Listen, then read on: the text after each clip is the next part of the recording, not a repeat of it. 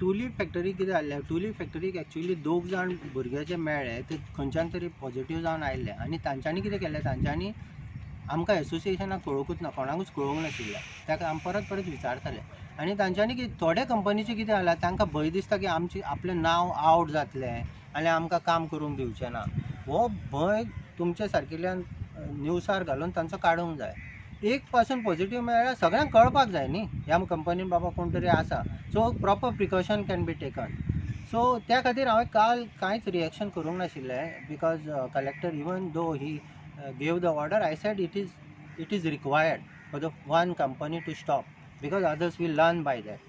So that's why I kept quiet when he gave that order to the tulip. Because tulipan कितें जालें, 20 जाले तरी तांच्यांनी हें करूंक ना, दोन युनिटाक तांचे जाले, पण कलेक्टरान त्याचे 7 युनिट बंद केले. आता ती कंपनी पळय, ती company is also doing the kits for the COVID testing. Finally ताची शॉर्टेज जातली. सो त्या खातीर आमी कितें म्हणटा, आमचे कडेन उलयले जाल्यार आमी तांचे ते युनिट सेपरेट आउट करून एटलिस्ट बाकीच्या युनिटाक सगळे नेगेटिव्ह आसा जाल्यार चॅक करून चालू करपाक शकतले आशिल्ले.